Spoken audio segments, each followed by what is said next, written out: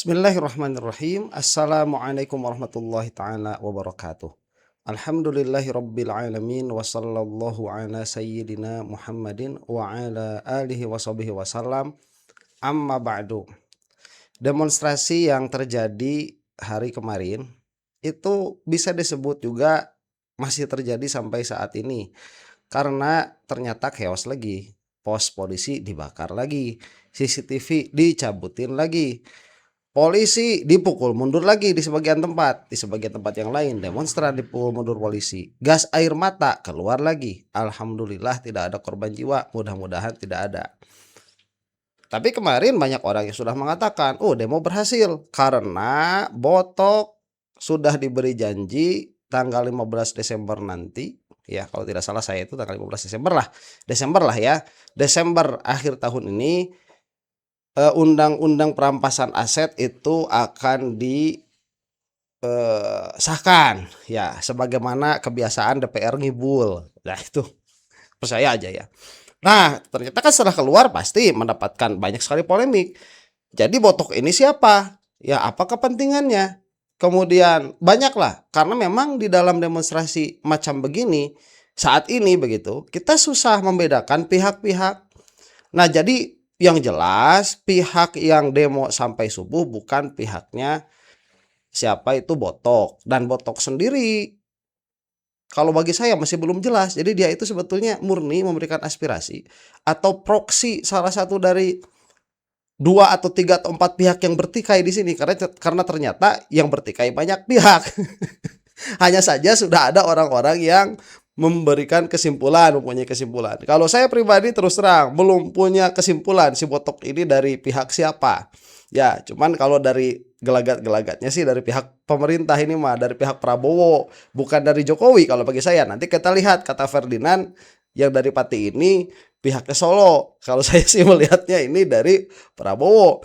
Nah nantilah ya itu analisanya nih. Yang jelas sebagian orang marah terhadap Botok malah diharamkan menginjak Jakarta tuh. Nih kita lihat dulu ya. Saya kan mewartakan saja ini ya. Kalau analisanya nantilah di belakang. Kita lihat dulu nih. Ojol marah-marah nih. Saudaraku Pati, kami warga Jakarta merasa diberakin sama kalian. Betul. Oh. Kalian main pulang saja sesudah dari dalam. Betul. Kalian sudah cair, kalian pulang. Betul. Bagaimana nasib rekan-rekan saya yang sudah membackingi Anda pada saat Anda diciduk oleh aparat? Hidup Ojol! Hidup! Kalian kalau mau buang sampah jangan di Jakarta, silakan ke Pati. Di Pati. Kalau kalian datang lagi 15 Desember disahkan RUU itu, jangan pernah injak lagi Jakarta. Kami akan usir dengan ojol semua. Waduh. Pati. Kalian sudah mengecewakan kami. Kami kecewa datang Kami kerja jauh-jauh. ikhlas. Logistik kami saling estafet, hasilnya kalian tidak ada rasa terima kasih. Kalian sudah ada ACC di dalam, hanya Tuhan yang tahu. Kenapa bank kalian diblokir? Tuhan tahu, kalian busuk.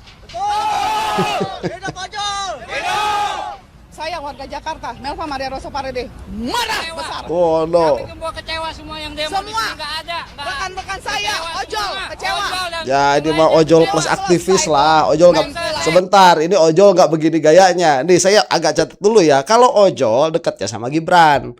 Ya nggak semua bukan ojol orang per orang bukan. Gibran menyusupin ojol ya. Masa ada ojol kayak begini gayanya? Ini gaya aktivis. Ya aktivis saya sebutkan. Ya aktivis lah. Mau aktivis gaya apa? Mau aktivis sisi manapun ya. Aktivis yang jelas ini. Aja sampai selesai, sampai mati, sampai selesai itu undang-undangnya. Mana janjinya Botok? Orang Pati. Jangan bacot dan doang berani. Main-main di kamu, sini. main-main kamu sama orang Jakarta, nggak bisa.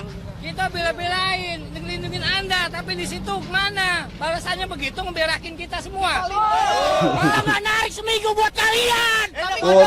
Tapi kami tidak minta dibalas Apa dengan gitu nyari nominal. pamor? Tapi kami hanya minta, kalian nggak ada yang bilang terima kasih kepada kami semua.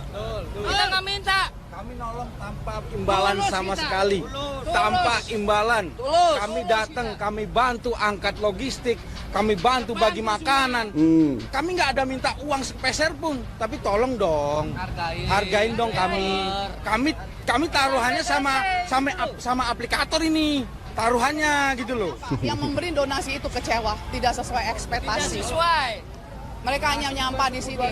Kalau Mereka jadi juga jangan di diberi sini dah. izin, mereka juga diberikan donasi berupa nominal. Saya Dari lihat dengan panggung mata. itu berarti dia. Ada yang memberikan uang segepok, tapi hasilnya apa? Kami tidak minta warga Jakarta, no. Kami tidak minta, tapi cara kalian sudah memberaki muka kami. Iya. Iya. Iya. Betul. 1 kali 24 jam, ketika kalian tidak minta maaf sama warga Jakarta, jangan harap kalian bisa nginjak pada tanggal 15 di Jakarta. Nah, 1 kali 24 jam, saya tunggu kalian minta maaf melalui sosial media. Blokir aja, boykot. Jangan injak lagi Jangan Jakarta. di Jakarta lagi. Kalau mau nyari duit jangan di Jakarta. Dia cari panggung dia di sini. Dia terkenal. aduh. Kita udah bela-belain logistik, kita udah jaga keamanannya di sini. Kita dukung semuanya, nggak ada resi terima kasihnya ke warga di sini. Mana Pate? Oh. Mana, woi? Betul. Kecewa kalian kemana-mana itu kita kawal. Sampai kamu ke WC aja ya, kita kawal loh. Gila kau. Bentar, ini mah kalau udah kayak gini mah mereka itu ya di belakangnya ada rapat-rapat. Nah, ya. Ini bukan ojol murni, saya lihat ya, bukan ojol murni, bukan. Apa udah cair? 500 juta. Makanya mereka pulang kan? Udah cair ya ke dalam. Udah cair ya. Sudah cair. Kotok dan warga Patinya ya udah cair. Makanya pulang. Kita yang panas-panasan di sini. Jangan lagi, sekali lagi saya tekankan kepada warga Pati yang datang ke Untuk botok Jakarta. khususnya untuk botok. Tidak keseluruhan warga Pati, tapi yang Botok. datang ke Jakarta, botok. Jangan harap, Cair jangan pernah balik. tinggal, jangan lagi injak Jakarta. Ketika busuknya kalian itu tidak minta maaf.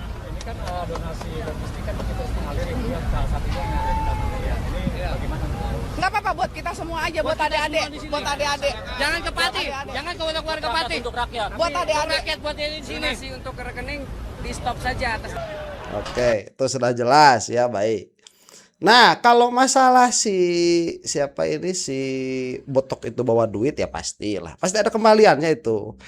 Apakah ada transparansi? Kita tahu. Kita tidak tahu. Kita lihat nanti 2 atau 3 hari ke depan. Ya, masa kita minta Bank Mandiri sekarang blokir? Kan kemarin udah tuh sama polisi diblokir sampai Bank Mandiri kehilangan kepercayaan ya. Katanya kemarin sempat terjadi rush itu ya, penarikan secara mendadak tuh dari nasabah Mandiri, katanya demikian. Jadi kalau kita ambil dulu satu-satu ya, kesimpulan dari demo kemarin itu ya chaos tetap terjadi. Yang sebagaimana di awal sudah saya sebutkan, kita tambahkan bahwa si Botok pulang ya bawa duit. Apakah di dalam terjadi deal-dealan? Saya kira tidak ya, jauh itu. Kalau di dalam terjadi deal itu, saya kira tidak. Tapi sebelumnya mungkin. Jadi sebelum masuk ke DPR. Karena saya lihat ini untuk meredakan ya, seolah-olah berhasil kan. Banyak juga orang yang tertipu begitu. Oh, berhasil, tuntutannya begini. Itu mah tuntutan, bukan tuntutan baru dari dulu. Tidak ada hasilnya sebetulnya. Hanya saja demonya teredam tuh oleh pulangnya si Botok ke Pati. Nah, kalau kita mau melihat atau mau menganalisa dari pihak mana, ya kita lihat siapa yang diuntungkan. Yang diuntungkan dari kepulangan si Botok ini siapa? Ya, yang masih mau berkuasa. Bisa DPR, bisa eksekutif, dalam hal ini adalah presiden. Makanya saya lihat dia mah di Prabowo ya, si Botok itu. Nah, tercium sama polisi dilaporinkan ke Mandiri itu, dipinta untuk diambil atau dibekukan sementara rekeningnya. Saya mah katakan diblokir saja, istilah saya sama saja. Soalnya implikasinya sama, tidak bisa melakukan transaksi begitu. Nah, ini polisi Pak udah jelas ya. Nah, polisi Jokowi. Tadinya kan ingin melihat nih sebagaimana kekuatannya si Botok itu ya, ternyata cuma 80 juta adanya. Karena memang dari awal kan sudah diproyeksikan mau masuk DPR, ngobrol sama DPR begitu. Tapi di tengah jalan kan banyak orang juga ngasih duit tuh sama Botok. Ya akhirnya terjadilah dialog yang ada di dalam, pulanglah dia. Siapa yang diuntungkan? Ya, Prabowo. Nah, kalau misalkan ya Botok ini memang menjadi perwakilan seluruh demonstran, ini demo ini tidak akan berlangsung sampai subuh. Ini sampai subuh terjadi. Video ini dibuat ya mungkin juga masih rame-rame. Ya mudah-mudahan tidak terjadi apapun lah. Cuman kalau pagi-pagi jarang sih, orang-orang kan lagi sarapan bubur ya. Lagi sarapan tuh kalau pagi-pagi. Nah, yang demo ini siapa? Nah, kalau saya mah sudah jelas ini mah dari Jokowi, sudah jelas ini mah. Atau kalaupun bukan Jokowi, cuman yang paling diuntungkan nanti. Karena saya melihat dari yang paling diuntungkan. Kalau demo ini chaos, siapa yang diuntungkan? Ya Jokowi. Ya, karena kemarin si Jokowi mah selalu bilang begini, kalau Prabowo turun, yang gantiin Gibran. Kalau Gibran dimakzulkan, Prabowo harus ikut turun. Ya apa ya? Kan error tuh. Nah, itu mah bacaan saya ya. Dan bacaan itu bisa berubah seiring dengan berubahnya data. Dan kita akan lihat besok lusa apa yang akan terjadi. Nah, kalau ini bacaannya Ferdinand Hutahian. Nah, coba bacaannya dia nih. Botok ini kemana? Kita lihat ya. Gerakan ini datang dari Pati jauh-jauh ke Jakarta. Sementara di Jakarta ini pun sudah banyak aktivis yang menyuarakan tentang ini. Dan pada masa reses kemarin DPR RI Komisi 3 membahas tentang RUU ini. Nah, saya tahu perjalanannya sehingga saya melihat apa urgensinya lagi harus datang jauh-jauh ke Jakarta untuk meminta disahkan RUU ini dengan segala macam opini yang dibangun. Kalau kita mengikuti kan di media sosial itu deras sekali opini yang dibangun seolah-olah Jakarta ini mencekam, sudah sangat dimulai. Pemirsa, dengan undang persidangan Jun sebagai capai titik krusial. Gelombang pengunjung kelas 3 atau Prime ya. Sudah hadir di NTV Prime. Apa kabar? Langsung isu internal kami. Tidak bertanggung jawab penyampaian aspirasi masyarakat kami, apalagi menolak penyampaian pendapat. Ya. Kami sebagai organisasi yang lahir dari Reformasi 98 tentunya mendukung penyampaian aspirasi masyarakat yang bertanggung jawab, dan itu adalah hak konstitusional sesuai dengan pasal 28E ayat 3 Undang-Undang Dasar 1945. Kemudian yang kedua berkaitan dengan dinamika yang ada, ya, kami menyampaikan bahwa yang bersangkutan sudah diberhentikan dari organisasi Kesatuan Aksi Mahasiswa Muslim Indonesia. Siapa saja mereka? Ya, Siapa saja mereka? hanya satu nama saja yang kemudian sudah diberhentikan sejak 8 September 2025. Oke. Dan kedua, hingga detik ini pengurus Kesatuan Aksi Mahasiswa Muslim Indonesia belum melaksanakan Muktamar ke-14. Insya Allah akan dilaksanakan di Maluku Oktober 2026, Mbak. Oktober ya? Iya. Oke. Terakhir, sebagai organisasi, kami terdata dan tercatat di SK Kemenhum, Kementerian Hukum, dan sampai saat ini masih tercatat nama ketua umumnya adalah saya, Ahmad Jundi Khalifatullah. Juni sebagai ketua umum, sekjennya Nazmul Waton.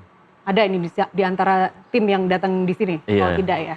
Terus jadi hari ini kalian tadi ikut di Kami itu Senayan? nama-namanya kok nama-nama Iya, itu Mbak, kita banget ya. bagaimana juga mendukung ya aksi dari teman-teman yang menyuarakan pendapat, dan sebetulnya ini linear dengan isu-isu yang juga kami suarakan bahkan sejak tahun lalu, sejak awal kepengurusan kami. Yang mana aja tuh? Tuntutan yang mana? Utamanya tentang RUU perampasan aset. Oke. Dan berkaitan juga dengan hukum mati koruptor, kami sepakat ya, itu juga satu hal yang harus disuarakan. Oke. Tapi hari ini teman-teman kami juga ikut bergabung ya di Senayan ya? Iya, kita membangun eskalasi karena memang semua cara harus dituju, dan ini kan dalam eskalasi yang terbangun ini yang paling utama konsistensi kita. Ya, bagaimana kita mengawal kebijakan-kebijakan ini, dan juga ya tentunya membersamai Oke. kelompok-kelompok masyarakat yang juga punya keresahan yang sama. Jadi substansi kami bagaimana poin-poin yang disampaikan. Oke, ketika audiensi tadi apakah ada tim dari rekan-rekan kami yang ikut audiensi? Untuk ke dalam tadi tidak ada. Tidak ada ya? Oke, tapi sudah terwakilkan ya oleh teman-teman demonstran yang turut ditemui oleh wakil ketua DPR tadi. Iya, betul, Oke. sudah terwakil. Setidaknya ada dua ya, tadi sebelum kita ke Bang Ferdinand. Ada dua yang tidak hanya menerima audiensi, tapi bapak-bapak kita wakil rakyat di DPR hari ini menyampaikan dua pernyataan secara langsung bahwa RUU perampasan aset maksimal nanti tanggal 15 Desember akan disahkan. Nah, Ferdinand, Kemudian yang kedua kalau tidak disahkan juga tanggal 15. Pendapat masyarakat secara tertib. Karena kami ini adalah politisi juga yang aktif, punya banyak jaringan, mendapat informasi dan berbagai macam data. Kami sebetulnya sejak awal sudah mencium adanya upaya-upaya gerakan kelompok tertentu yang akan menunggangi gerakan ini. Secara prinsip saya secara pribadi mendukung undang-undang perampasan aset. Bahkan saya mengkritik undang-undang itu karena saya pun sudah mendapatkan draftnya. Bagi saya draft RUU itu masih cukup lemah, tidak menyelesaikan persoalan korupsi. Jadi apa yang diagendakan oleh DPR RI juga kan saya mengikuti. Saya berkomunikasi aktif dengan teman-teman di Komisi 3 untuk menyelesaikan RUU perampasan aset ini. Bahkan 2 minggu lalu saya menghubungi juga beberapa kawan di sana untuk segera Komisi 3 mengumumkan bahwa undang-undang ini akan disahkan pada tahun ini. Karena ini penting sekali bagi kita semua untuk mengawal pemberantasan korupsi di negara kita. Nah, tiba-tiba yang mengagetkan adalah kenapa bisa muncul gerakan ini datang dari Pati jauh-jauh ke Jakarta.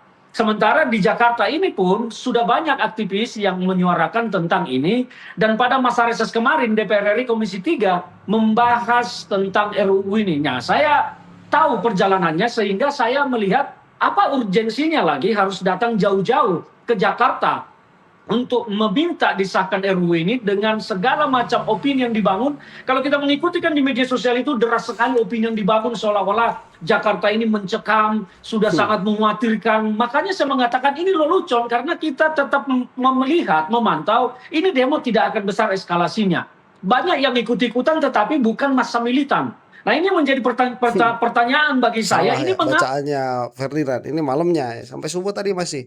teman-teman dari Pati jauh-jauh ke Jakarta untuk ini? Siapa yang menggerakkan mereka? Karena ini tentu ada yang menggerakkan. Jadi kalau Korlapnya bilang tidak ada yang menggerakkan, saya tidak percaya itu. Karena mereka bisa sampai di Jakarta itu kan butuh perjuangan, butuh logistik, butuh dana segala macam. Jadi kalau tidak ada yang menggerakkan, saya tidak percaya. Saya tidak menuduh mereka adalah orang-orang yang sengaja dibayar untuk melakukan sesuatu di Jakarta. Tidak. Tetapi saya heran saja, kenapa mereka bisa sampai di Jakarta hanya untuk ini. Saya tidak masuk akal bagi saya, dan kita terus mengikuti perkembangan karena saya aktif sekali banyak jaringan. Memang ada kelompok-kelompok yang ingin menunggangi gerakan ini. Mereka sadari atau tidak sadari, ada yang menunggangi. Dan faktanya Polda Metro Jaya kan Bang Ferdinand, siapa saja kelompok-kelompok yang Anda curigai menunggangi aksi demonstrasi hari ini? Kita lanjutkan di segmen berikut. Ya udahlah, nanti kita akan lihat juga ya bagaimana pembacaannya Ferdinand. Karena kan politikus ya lebih tahu lapangan. Cuman mereka itu kadang-kadang bicaranya jujur, kadang tidak. Ya politikus itu mereka itu pintar membaca permasalahan, makanya mereka jadi politikus.